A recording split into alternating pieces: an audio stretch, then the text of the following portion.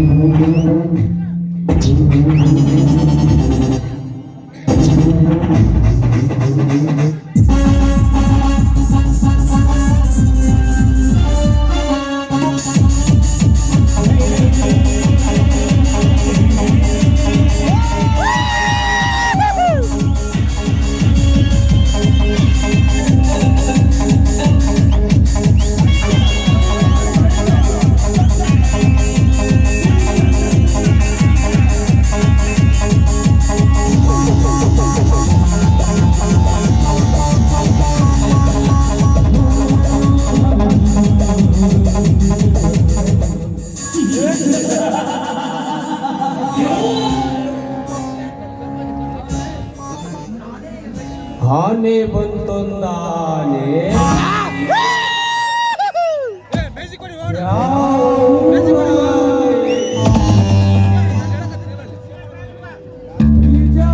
ಬಿಜಾಪುರದಾನೆ ಇಲ್ಲಿಗೆ ಬಂತು ಧರ್ಮರಾಜನ ಮನೆಯನ್ನು ಹಾಳು ಮಾಡಕ್ಕೆ ಬಂತೆ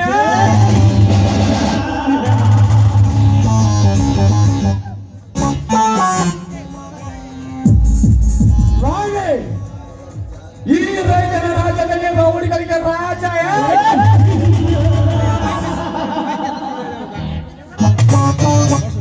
ಹರಿಯದ ಹತ್ತಿರ ಚೀಲ ಕೂಗುತ್ತಿನವನೇ ಈ ನಂಜೇಗೌಡ ಆಟ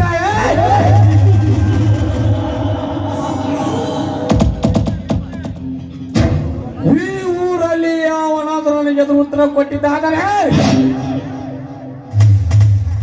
ನಾನಾಗಲೇ ಅವರ ಪ್ರಾಣ ತೆಗೆಯುವ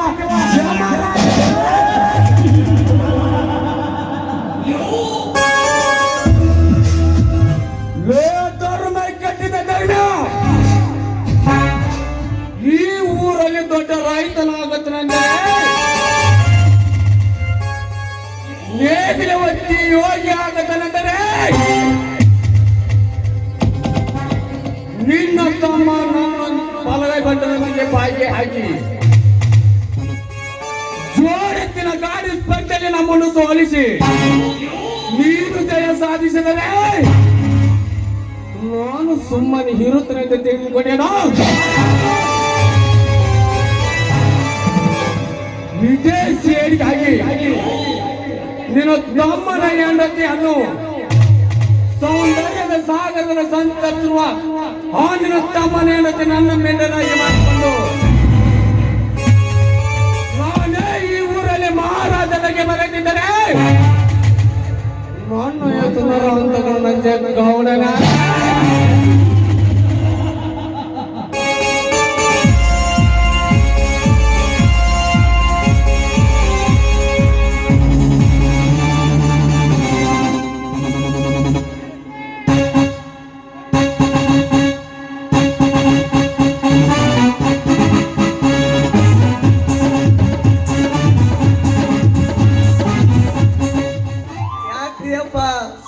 ಅವಸರದಾಗ ಯಾರನ್ನ ಬೇಯಕ್ಕತ್ತಿರಲ್ರಿ ಅಪ್ಪರ ಬೇರಿ ಹಾರಲ್ಲ ಶೆಟ್ಟಿ ನನಗೆ ಅವಮಾನ ಮಾಡಿದ ಆ ಧರ್ಮರಾಜನ ತಮ್ಮನನು ಆ ಬಟ್ಟಿ ಮಕ್ಳು ಅಂತಾನೆ ತಪ್ಪು ಕೆಲಸ ಮಾಡೋರಿ ಗಡರ ತಪ್ಪು ಮಾಡಿದ್ದಾನೆ ತಿರುಶೆಟ್ಟಿ, ತಪ್ಪು ಮಾಡಿದ್ದಾನೆ. ಪ್ರತಿ ಸರಿ ನಾವೇ ನಮ್ಮೂರಿನ ಜಾತ್ರೆಗೆ ಜೋಡೆತ್ತಿನ ಗಾಡಿ ಸ್ಪರ್ಧೆ ಕೆಲವು ಸಾಧಿಸ್ತಿರಬೇಕಾದರೆ ಇಂದು ನನ್ನ ಬಲಗೈ ಬಂಡನನ್ನು ಸೋಲಿಸಿ ತಪ್ಪು ಮಾಡಿದ ಆ ಬಡ ಕುಯ್ಯಿ ಅದೇ ಸೇರಿಗಾಗಿ ಹಿಂದೆ ಅವರ ಬಾಳೆಯ ತೋಟವನ್ನು ಹಾಳು ಮಾಡಲು ನನ್ನ ಬಲಗೈ ಬಂಡನನ್ನು ಮಾರಿ ಗುಡಿಯನ್ನ ಕಳಿಸಿರುವೆ.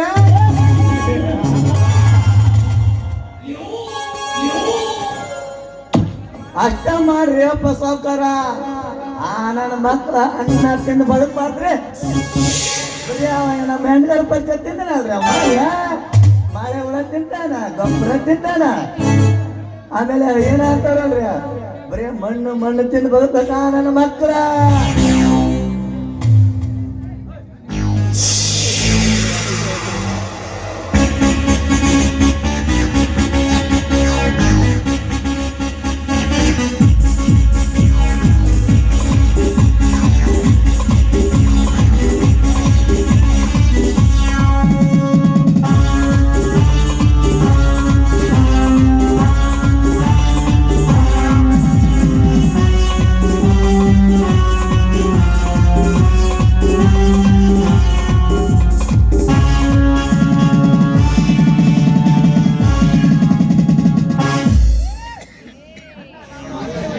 ಅಣ್ಣ, ಮೊದಲು ಒಳಗಡೆ ಕಾಫಿ ಮಾಡಿದ್ದೇನೆ, ಬನ್ನಿ ಕುಡೀರಿ.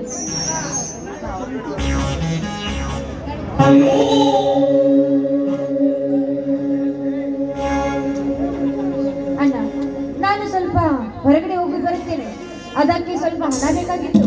150 ಎಕರೆ ಆಸ್ತಿಗೆ ನೀನೇ ಹೊಡಿತಾ ಹೇಗಿರುವಾಗ ಅದಕ್ಕೆ ಏಕೆ ಸಂಕೋಚ ಪಡ್ತಿರೋ ತೆಗಿ?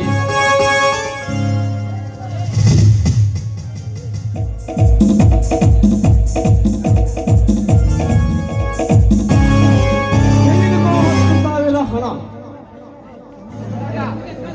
ಆಯ್ತಣ್ಣ, ನಾನಿನ್ನು ಹೋಗಿ ಬರುತ್ತೇನೆ.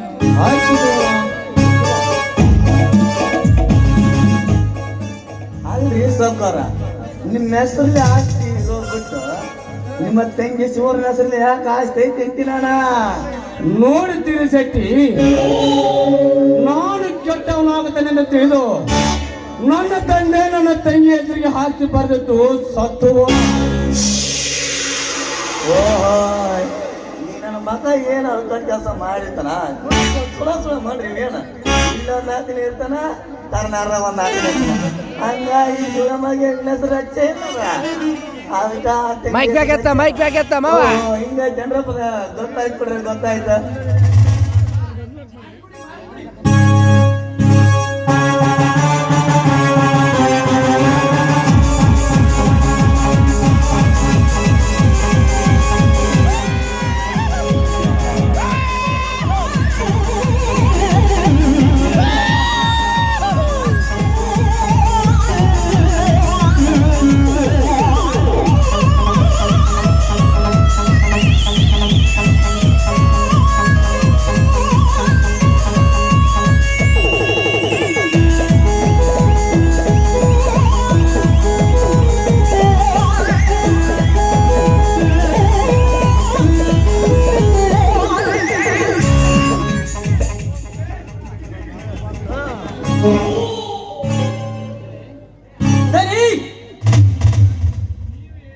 ನೀವು ಹೇಳಿದ ಹಾಗೆ ಆ ಬಡ ಬಿಕಾರಿ ಧರ್ಮರಾಜನ ಬಾಳೆತೋಟವನ್ನು ಕತ್ತರಿಸಿ ಬಂದೆ. ಶಬ್ಬಾಸ್ ಮಾಡಿಕೊಡಿ, ಶಬ್ಬಾಸ್. ಮೆಚ್ಚಿದೆ ನಿನ್ನ ಸೂರತನಕ್ಕೆ. ಇನ್ನು ಮುಂದೆ ಆರಿಸಬೇಕು ನಮ್ಮ ವೈರಿಗಳ ರುಂಡ.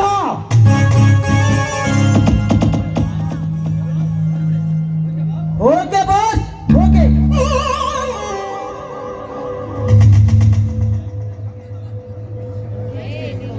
ಗಂಡುಗಲಿ ಪುಂಗವಲಿಯಾಗಿ ನಮ್ಮ ಅವರಿಗಳ ಉಂಡಾರಿಸಿ ಈ ಭೂಮಂಡಲದಲ್ಲಿ ತೋರದಿದ್ದರೆ ಎನ್ನ ಪೇರು ಮಾರಿಗುಡಿ ಅಲ್ಲ.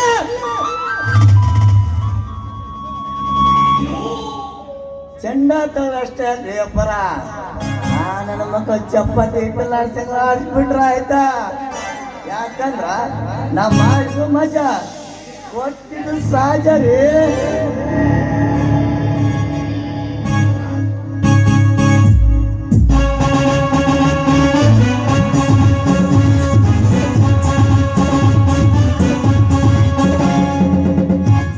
ನಮಸ್ಕಾರ ಗೌಡ್ರಿ, ನಮಸ್ಕಾರ. ಬಾ ಗಜೇಂದ್ರ ಬಾ.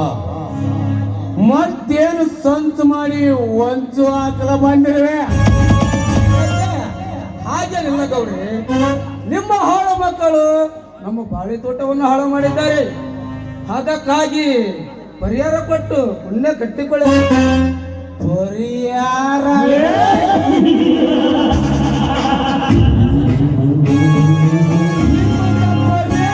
ಈ ಸಾಹುಕಾರ ಕೊಡೋದಲ್ಲ ಪರಿಹಾರ.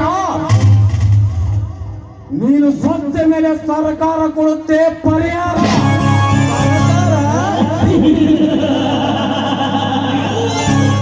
ಇಡೀ ಸರ್ಕಾರವನ್ನು ನಡೆಸುವ ಸರ್ದಾರನನ್ನು ನಿನ್ನ ಪುಷ್ಟಿಯಲ್ಲಿಟ್ಟುಕೊಂಡು ರೈತರಿಗೆ ಸೇರಬೇಕಾದ ಪರಿಹಾರದ ಹಣವನ್ನು ನೀನೊಬ್ಬನೇ ಹೆಜ್ಜೆ ಹಾಕಿಕೊಂಡು ಮೆರೆತಿರುವಾಗ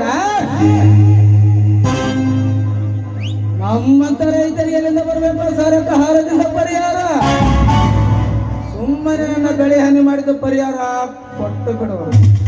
ಇಲ್ಲದಿದ್ದರೆ ಮುಂದೆ ನಡಿಕೋರಿನ ಜೀವನದ ಗತಿ. ಜೀವನದ ಗತಿ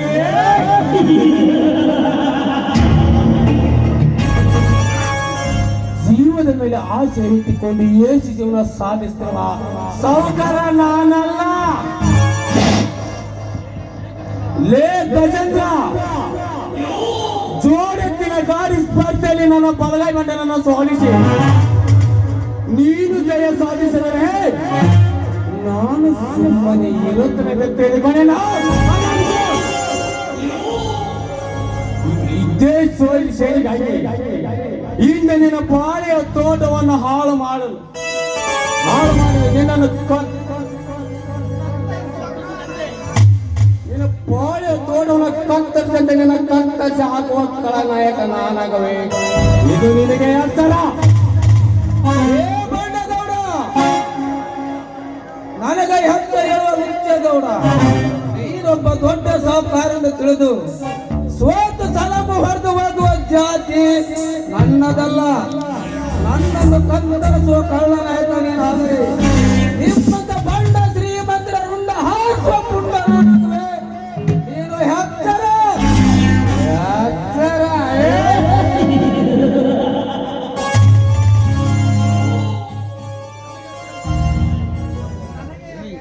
ನಮಗೆ ಎಚ್ಚರ ಹೇಳುವ ಹುಚ್ಚುಗದ ಹುಲಿ ಎಂದು ಹುಚ್ಚರಂತೆ ಎಚ್ಚರ ತಪ್ಪಿ ಮಾತನಾಡಿದರೆ ಇದೇ ನನ್ನ ಮಚ್ಚಿನಿಂದ ಕೊಚ್ಚಿ ಹಾಕಿದರೆ ಕಳಚಿ ಬೀಳುವುದು ನಿನ್ನ ದೇಹ. ಸಾಹುಕಾರನ ಕೈಯಲ್ಲಿ ಸರ್ದಾರನ್ನು ಸವಾಲು ಹಾಕಿದರೆ ಇದೇ ಪುಂಡ ಹುಲಿಯಿಂದ ನಿನ್ನ ರುಂಡ ಹಾರುವಾಗ ಖಂಡಿತ ಮಗನೇ ಪುಂಡ ಹುಲಿ ಎಂದು ಕೊಂಡುಗೊಡಲೆ ತೋರಿಸಿದರೇನು? ಚಂಡದಿಂದ ಓಡಿ ಹೋಗುವುದು ತಿಳಿದುಕೊಂಡು ಗಂಡ ಬಟ್ಟೆಯ ಮಗನೇ, ನಿನ್ನ ಹೆಸರಿಗೆ ಗುಂಡು ಹಾಕುವ ಗಂಡು ಬಲಿ ನಾನು. ತಾಳು ಮಗನೇ.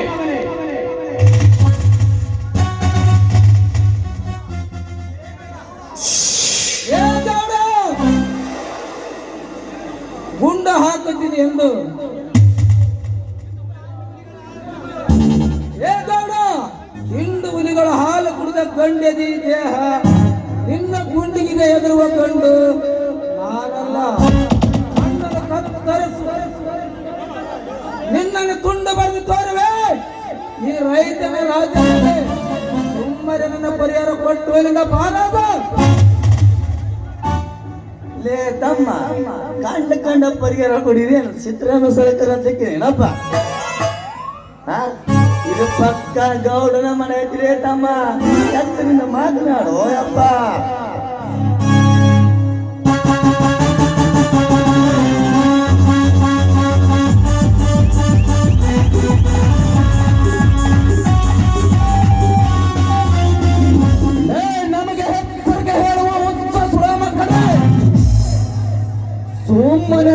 ಗಜೇಂದ್ರನ ಪರಿಹಾರ ಕೊಟ್ಟು ನನ್ನ ಜಮೀನನ್ನು ನನಗೆ ಬಿಟ್ಟು ಕೊಟ್ಟು ಬಿಡಿ, ಇಲ್ಲವಾದರೆ ಸುಟ್ಟು ಹೋಗಲೇ.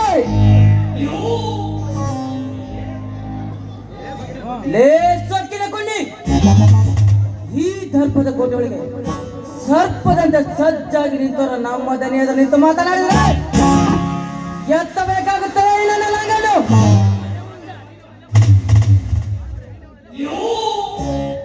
ಮಾಡಲು ನೀನಲ್ಲೇ ಬಚ್ಚ, ಲೇ ಲುಚ್ಚ, 10 ವರ್ಷಗಳ ಹಿಂದೆ ಈ ನಿನ್ನ ಗೌಡ ನನ್ನ ಹೆತ್ತ ತಂದೆ ತಾಯರ ಕತ್ತು ಕೊಯಿಸಿ ನನ್ನ ಆಸ್ತಿಯನ್ನು ಎತ್ತು ಹಾಕಿದ ಸೇಡಿಗಾಗಿ ಇಂದು ನಿಮ್ಮೆಲ್ಲರೂ ಶಿರ ಕತ್ತರಿಸಲು ಬಂದು ಸಿಂಹದ ಮರಿ ನಾನು, ಸಿಂಹದ ಮರಿ.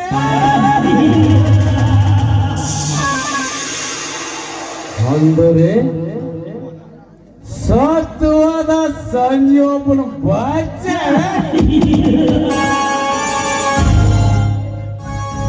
ಸಿಂಹದ ಮರಿಯನ್ನು ಸಮಾರ ಸಾಧಿಸಿ ಸೇಡಿ ತಿಳಿಸಿಕೊಳ್ಳಲು ಬಂದರೆ ನಾನು ಕಾಡಿನ ಕಟ್ಟಿಗದಂತ ಮೃಗವಾಗಿ ನಿನ್ನ ವಾಕ್ಯ ಹೊರತು ಹಾಕುವೆ ಈ ನನ್ನ ಮಾತ್ರ ಕೋಟೆಯಲ್ಲಿ.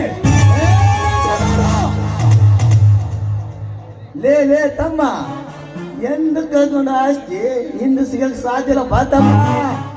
ಸಾಧ್ಯವಾಗದಿದ್ದರೆ ಸತ್ತ ಹೋಗಬೇಕಾಗುತ್ತದೆ ನಮ್ಮ ಕೈಯಲ್ಲಿ. ಸುಮ್ಮನೆ ರಣವಿಕ್ರಮನ ಜಮೀನು ಕೊಟ್ಟು ನನ್ನ ಪರಿಹಾರ ನನಗೆ ಕೊಟ್ಟ ಬಿಡಿ.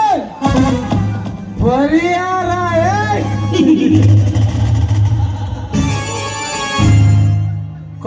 ಕಂಡವರಿಗೆ ಪರಿಹಾರ ಕೊಡಲಿಕ್ಕೆ ನಾನೇನು ದಾನ ಕೂಡ ಕಾರಣವಲ್ಲ, ಪ್ರಾಣ ತೆಗೆಯುವ ಯಮರಾಜ ನಾನು.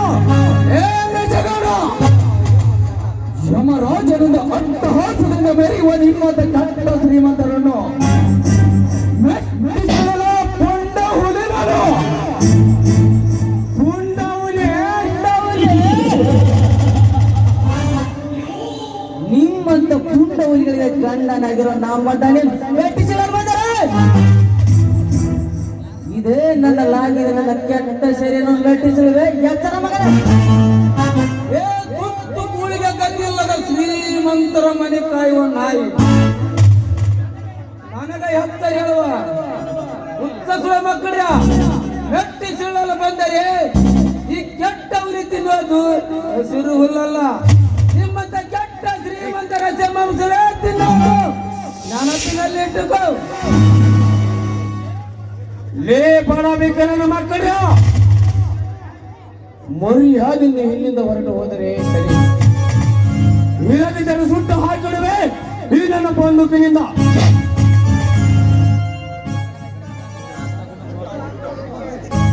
ಸುಟ್ಟು ಹಾಕುವುದಕ್ಕಂತ ಮುಟ್ಟಿ ನೋಡಲೇ ಗೌಡ, ಇದೇ ಲಾಂಗಿನಿಂದ ನಿಮ್ಮೆಲ್ಲರನ್ನು ಕೊಚ್ಚಿ ಹಾಕಿ ಕೊಚ್ಚಿ ಬಿಡುವ ಈ ರೈತನ ರಾಜ್ಯದಲ್ಲಿ.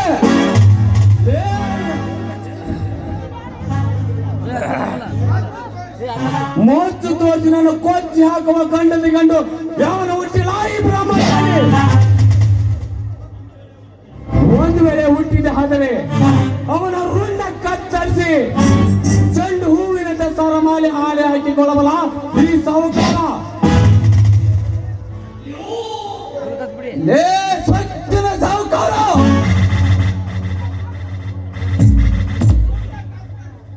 ರುಂಡ ಕತ್ತರಿಸುವ ನಿಮ್ಮಂತ ಗುಂಡಗಳಿಗೆ ಈ ಗಂಡುಗಲಿ ರೊಚ್ಚಿಗೆತ್ತ ನಿಂತರೆ ನಿಮ್ಮಂತ ಗುಂಡಗಳ ಗುಂಪನ್ನು ನುಂಗಿ ನೀರು ಕುಡಿದು ಬಿಟ್ಟಿದ್ದು ಈ ರಾಜಾವಲಿ ಎಂದು ರೊಚ್ಚಿಗೆದ್ದು ನಮ್ಮ ದನಿಯದ ನಿಂತು ಮಾತನಾಡಿದರೆ ಎತ್ತಬೇಕಾಗುತ್ತದೆ ನನ್ನ ಲಂಗನು. ಹೇ ತುತ್ತ ಕುಳಿಗೆ ಗದ್ದಿಲ್ಲದ ಶ್ರೀಮಂತರ ಮನೆ ಕಾಯುವ ನಾಯಿ, ನೀನು ಲಾಂಗ ಎತ್ತಿದರೆ ಇದೇ ಕೊಂಡಿಂದ ಇದೇ ಗಂಡ ಬಡಿದರೆ ಕತ್ತರಿಸಿ ಹಾಕು ಎಂಬುದರೆ ಎತ್ತರ. ನಮ್ಮ ಹಣ ಕೊಡಬೇಕು ಒಂದು, ಇಲ್ಲವಾದರೆ ಹಣ ಬೀಳುವುದು ಒಂದು. ತಳಿ ಓ ತಮ್ಮ, ಕತ್ರ ಸಾಕ್ರೆ ನಮ್ಮ ಕತ್ತ ರೊಕ್ಕ ಎಷ್ಟು ಬೇಕು ಹೇಳಿವತ್ತ.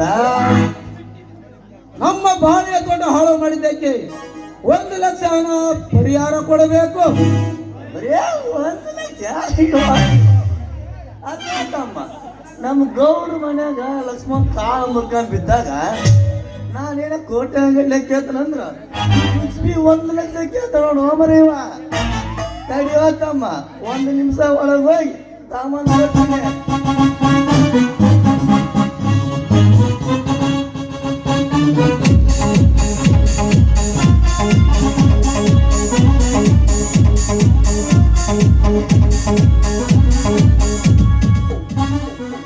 ತಗರಪ್ಪ ತಮ್ಮ ನಿಮ್ಮ ಪರಿಹಾರ ಮುಗೀತಲ್ರಪ್ಪ ನಿಮ್ಮ ವ್ಯವಹಾರ. ಹೋಗ್ರಿಯಪ್ಪ ನಿಮಗೆ ದಿಕ್ಕಿ ಕೊನೆ ನಮಸ್ಕಾರ. ಹೋಗುತ್ತೇವೆ ಶೆಟ್ಟಿ, ಹೋಗುತ್ತೇವೆ. ಇಷ್ಟಕ್ಕೆ ನಮ್ಮ ನಿಮ್ಮ ವ್ಯವಹಾರ ಮುಗಿತೆಂದು ತಿಳಿದುಕೊಳ್ಳಬೇಡ. ನನ್ನ ಜಮೀನನ್ನು ನನಗೆ ಬಿಟ್ಟುಕೊಳ್ಳದಿದ್ದರೆ ಈ ಬೆಟ್ಟದ ಹುಲಿ ಮತ್ತೆ ಬೇಟೆಯಾಡಲು ಸದಾ ಸಿದ್ಧ. ಬರ್ತೇವೆ ಮುಂಗಲೇ. This is my challenge.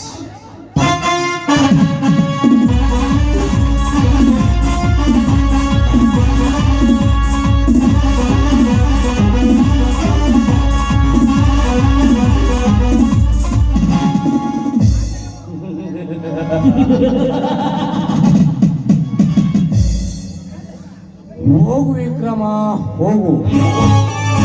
ನಿನಗೇನಿದ್ದೇನು ಕೈ ಗೌಡನ ಕಾಣಿಸ್ತಾನ? ನಿನ್ನಂತ ಬೆಟ್ಟದ ಹುಲಿ ಜೊತೆಗೆ ಬೇಟೆ ಆಡಲು ಎಂದೋ ಸಮಸಿತ ಈ ಗೌಡ.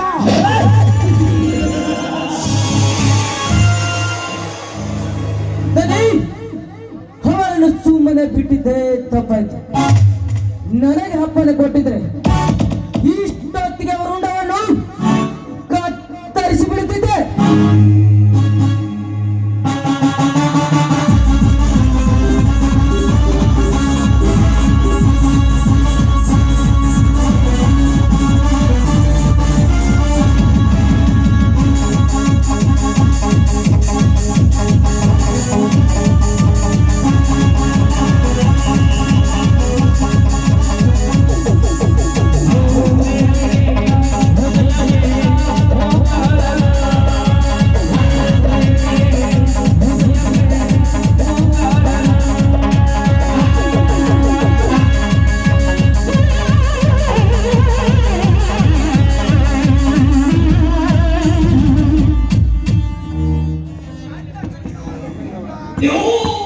ಕೊಂಡು ಬರಲು ಹಾಸುವ ಉಂಡ ನೋಡಿ ನಾನಿರುವಾಗ ಯಾರು ರುಂಡ ಹಾರಿಸಬೇಕು ಹೇಳಿ ಬಾಸ್. ಈಗಲೇ ಹೋಗುವೆ ಕ್ಷಣದಲ್ಲಿ. ಬೇರೆ ಯಾರಲ್ಲ ರಾಜ, ನನ್ನ ಪರಮ ವೈರ ಗಜೇಂದ್ರ ಆಗ ರಣವಿಕ್ರಮನ ರುಂಡ ಹಾರಿಸಬೇಕು.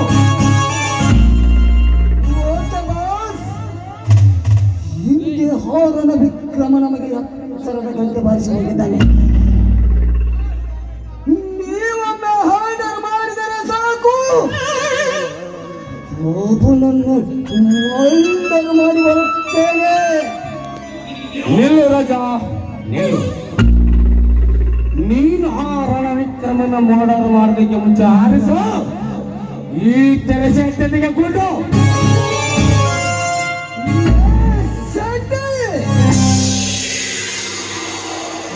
ನನ್ನ ಮಿತ್ರ ಒಮ್ಮೆ ಹಾರ್ಡರ್ ಮಾಡಿದರೆ ಮುಗಿದವಾಯ್ತು.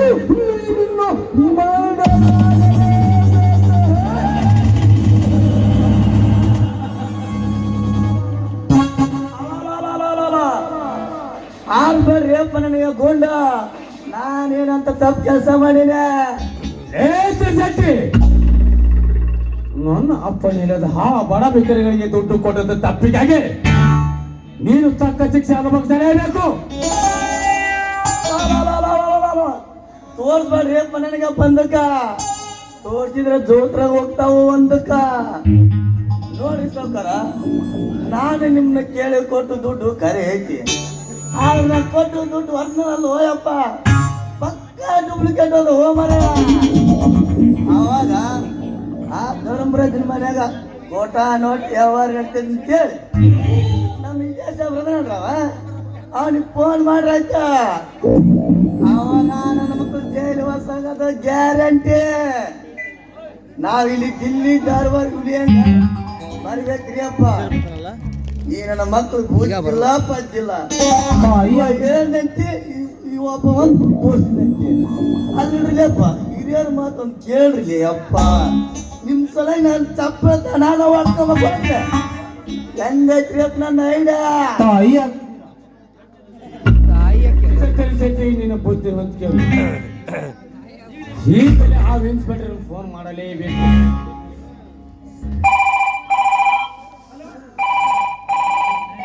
ಹಲೋ, ಇನ್ಸ್ಪೆಕ್ಟರ್ ವಿಜಯ್ ಮಾತನಾಡೋದು. ನಾನು ನಂಜೇಗೌಡ ಮಾತನಾಡ್ತಿರೋದು. ಹೇಳಿ ಗೌಡ್ರಿ. ಇನ್ನು ಆ ಧರ್ಮರಾಜನ ಮನೆಯಲ್ಲಿ ಕೋಟ ನೋಟ ವ್ಯವಹಾರ ನಡೀತಿದೆ. ಇಮಿಡಿಯೇಟ್ ಆಗಿ ನೀನು ಅವರನ್ನು ಅರೆಸ್ಟ್ ಮಾಡಲೇಬೇಕು. ಎಸ್ ಗೌಡ್ರಿ, ಈಗಲೇ ಅರೆಸ್ಟ್ ಮಾಡ್ತೇನೆ.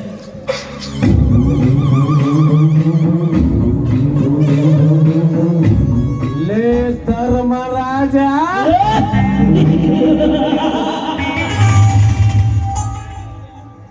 ನೀವಿಂದು ಜೈಲು ಕಮ್ಮಿ ಎಣಿಸಲೇಬೇಕೇ?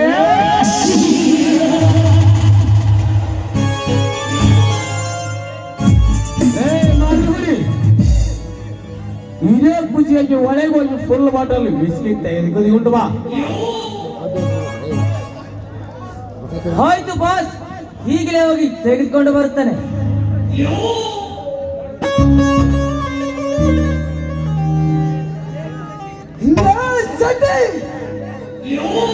ಇದೇ ಖುಷಿಗಾಗಿ ಪಕ್ಕದ ಮನೆ ಬಂದವರಿಗೆ ಫೋನ್ ಮಾಡಿ ಬರೆಯಲು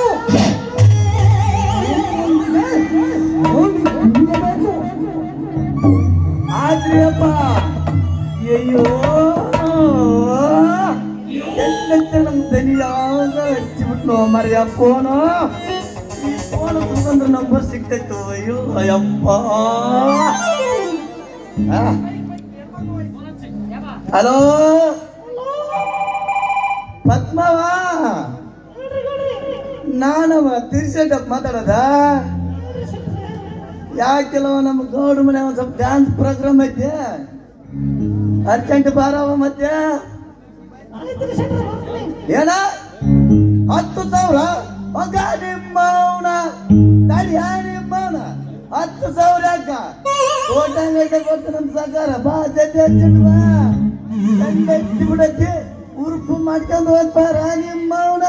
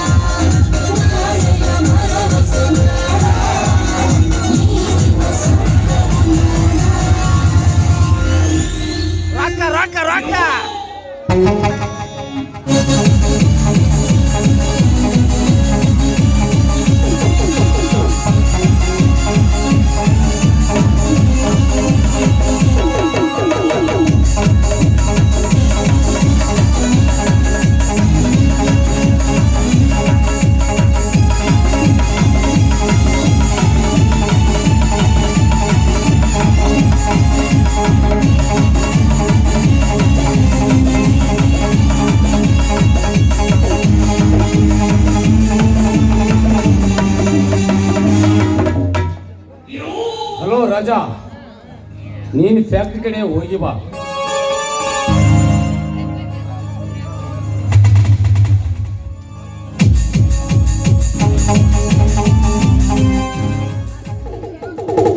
ಆಯ್ತು ಬಾಸ್, ಈಗಲೇ ಹೋಗಿ ಬರ್ತೇನೆ.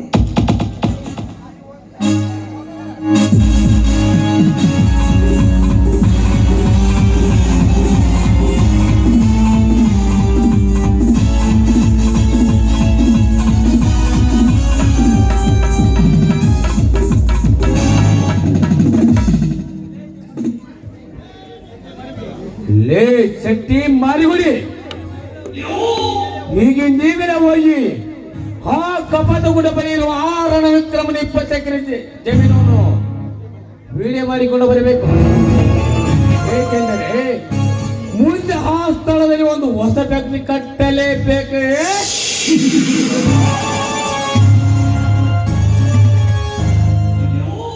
ನೋಡ್ರಿ ಈ ನನ್ನ ಮಗ ಅದಕ್ಕ ನಂಬಿ ನೋಡ್ರಿ ಅವ ಉದಾಹರಣ ನೋಡಿ ಏನ್ ನೋಡ್ರಿ ಸಂಬಂಧ ಅನ್ಸೈತಿ. ಆಯ್ತ್ರಿ ಅಪ್ಪ, ಸಟ್ನ ಹೋಗಿ ಪಟ್ನ ವಿಡಿಯೋ ಮಾಡ್ಕೊಂಡ್ ಬಂದ್ಬಿಡ್ತೀವಿ.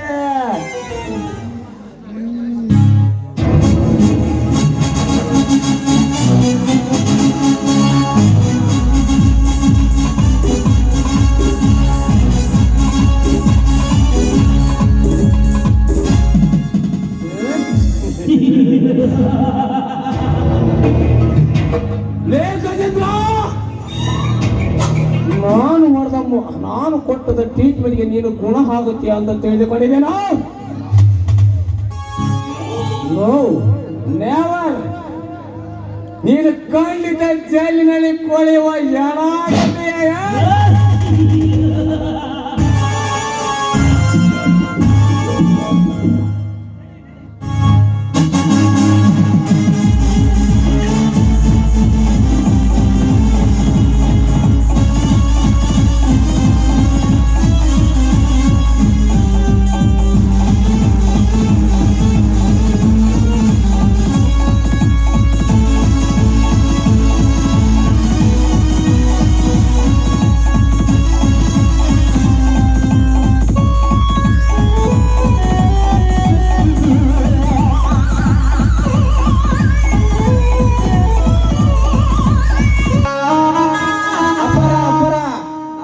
ಆಸ್ಪತ್ರೆಯಲ್ಲಿ ತಿಳ್ಕೊಂಡ್ಬಿಟ್ಟಿದಾರಂತೆ.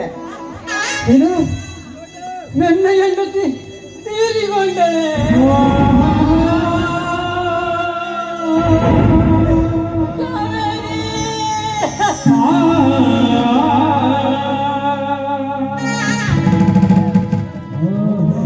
ನನ್ನನ್ನು ಬಿಟ್ಟು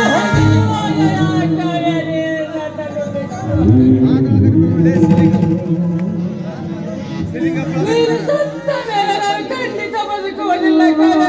ನಾನು ಖಂಡಿತ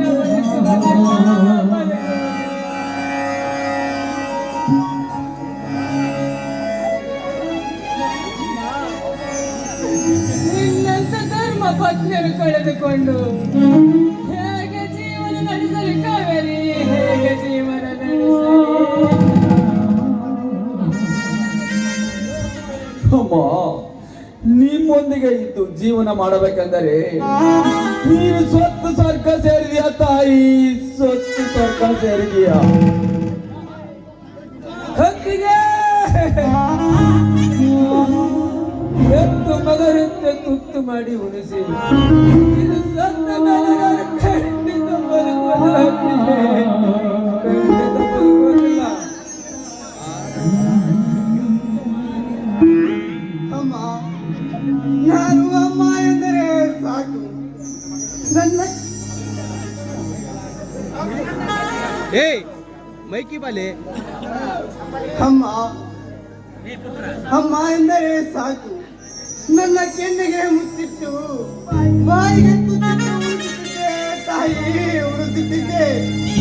ಹೀಗೆ ನೀ ಇಲ್ಲದೆ ಹೇಗೆ ಬದುಕಲಿ ತಾಯಿ, ಹೇಗೆ ಬದುಕಲಿ? ಕಾವೇರಿ, ನಾನು ಹೊಲದಲ್ಲಿ ಹುಮ್ಮನಂತೆ ದುಡಿದು ಬೆವರು ಸುರಿಸುವುದನ್ನು ಕಂಡು ನಿನ್ನ ಸೀರೆಯ ಸರಿಗಿನಿಂದ ನನ್ನ ಮುಖವನ್ನು ಒರೆಸುತ್ತಿದ್ದೆ. ನಿನ್ನಂತ ಧರ್ಮ ಪತ್ನಿಯನ್ನು ಕಳೆದುಕೊಂಡು ಇಂಥ ಮಗನನ್ನು ಕಟ್ಟಿಕೊಂಡು ಏಕೆ ಜೀವನ ನಡೆಸಲಿ ಕಾವೇರಿ? ದೇವರಂತ ಹತ್ತಿಗೆ ಹೇಗೆ ಜೀವನ ಈ ಮನೆಯಲ್ಲಿ? ಕಾವೇರಿ, ನೀನು ಸತ್ತ ಮೇಲೆ ಇದ್ದ ಮಗನನ್ನು ಕಟ್ಟಿಕೊಂಡು ಎಲ್ಲಿಗೆ ಹೋಗಲಿ? ಸಮಾಧಾನ ಮಾಡಿಕೊಳ್ಳಿ ಯಜಮಾನ್ರೆ, ಸಮಾಧಾನ ಮಾಡಿಕೊಳ್ಳಿ. ಸತ್ತು ಹೋದ ಆ ತಾಯಿ ಅಂತ ಸಂಸ್ಕಾರ ಮಾಡೋಣ ಬನ್ನಿ.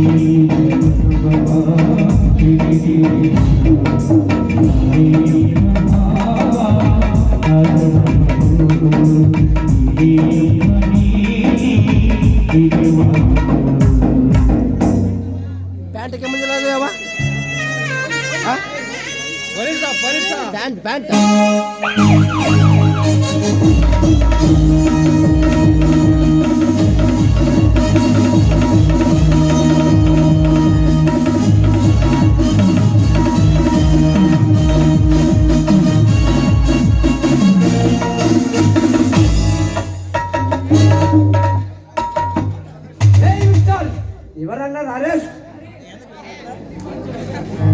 ಏಕೆ ಸಾಹೇಬರೇ, ನಾವು ಏನು ತಪ್ಪು ಮಾಡಿದ್ದೇವೆ? ನೀವು ತಪ್ಪು ಮಾಡಿದ್ದೀರಾ? ನಿಮ್ಮ ಮನೆಯಲ್ಲಿ ಕೊಟ್ಟನೋಟೆ ನಡೀತಿದೆ. ಇದೇನು ಹೇಳ್ತಿದ್ದೀರಿ ಸಾಹೇಬರೇ? ನಮ್ಮ ಮನೆಯಲ್ಲಿ ಕೋಟ ನೋಟಿನ ವ್ಯವಹಾರ ಇಲ್ಲ ಸಾಹೇಬರೇ, ಇಲ್ಲ. ಬಿತ್ತು ತೋರಿಸು ಈ ಸೂಟಿಗೆ ತಗೊಂಡ. ಇದರಲ್ಲಿ ಕೋಟಾ ನೋಟು ಇಲ್ಲ ಸಾಹೇಬರೇ, ಬೇಕಾದರೆ ನೋಡಿ.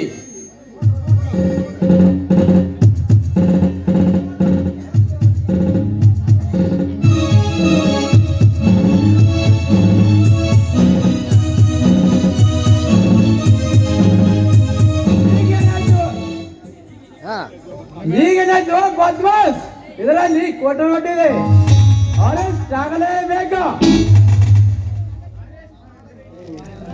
ಅರೆಸ್ಟ್ ಮಾಡಬೇಡಿ ಸಾಹೇಬರೇ, ಅರೆಸ್ಟ್ ಮಾಡಬೇಡಿ. ನಿಮ್ಮ ಕೈಗೆ ಬಿದ್ದು ಬೇಡಿಕೊಳ್ಳುತ್ತೇನೆ. ಈ ದುಡ್ಡನ್ನು ಕೊಟ್ಟಿದ್ದು ಈ ಊರಿನ ನಂಜೇಗೌಡ. ದೇವರ ಮಕ್ಕಳ ಮಾಡೋದೆಲ್ಲ ಮಾಡಿ ಆ ನಂಜೇಗೌಡ ಮೇಲೆ ಕಕ್ಕೆ ನಾಚಿಕೆವಲ್ಲ ಹೇಳಿ ಬಗ್ಗೆ ಅರೆಸ್ಟ್ ಮಾಡಿ ಇವನನ್ನ.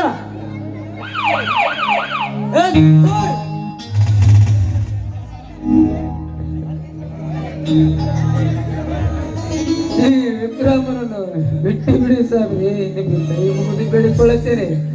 ಹಾಗಾದ್ರೆ ನನ್ನನ್ನು ಅರೆಸ್ಟ್ ಮಾಡಿ ಸಾಹೇಬ್ರೆ, ನನ್ನನ್ನು ಅರೆಸ್ಟ್ ಮಾಡಿ. ಹಾಗೆ ನಿನ್ನ ಅರೆಸ್ಟ್ ಮಾಡಕ್ಕೆ ಬರೋದಿಲ್ಲ. ರಿಟರ್ನ್ ಸಿಕ್ಕನು ಇವನ ಅರೆಸ್ಟ್ ಮಾಡುತ್ತೇನೆ.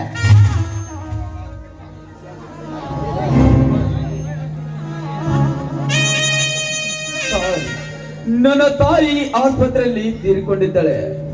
ಅವಳ ಅಂತ ಸಂಸ್ಕಾರ ಮಾಡೋವರಿಗೆ ಬಿಟ್ಟು ಬಿಡಿ ಸರ್, ನಿಮ್ ಕೈ ಮುಗಿತ್ತೇನೆ. ಹಾಗೆ ನಿನ್ನ ಬಿಡಕ್ಕೆ ಬರೋದಿಲ್ಲ. ಈಗ ಅರೆಸ್ಟ್ ಆಗಲೇ ಬೇಕು.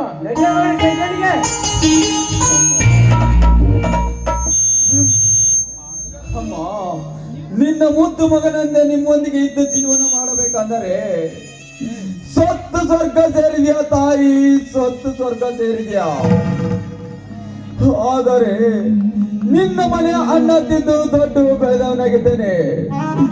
ಆದರೂ ನಿನ್ನ ಮಣ್ಣಿಗೆ ಕೂಡ ಆಗಲಿಲ್ಲ ಈ ಪಾಪಿ.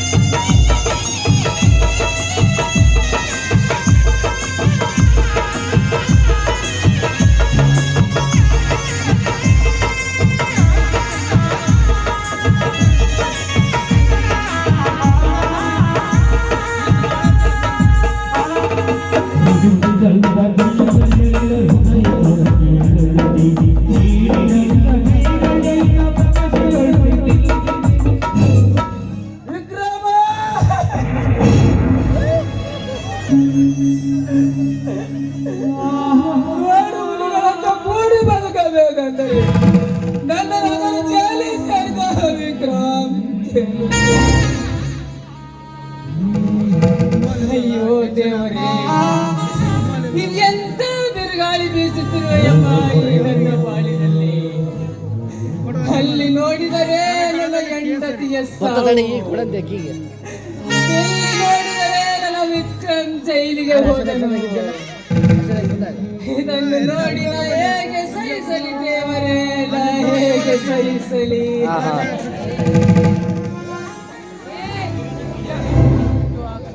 ಅಪ್ಪರ ಹೇಗಾದರೂ ಮಾಡಿ ಆ ತಾಯಿಯ ಅಂತ್ಯ ಸಂಸ್ಕಾರ ಮಾಡೋಣ ಬನ್ನಿ.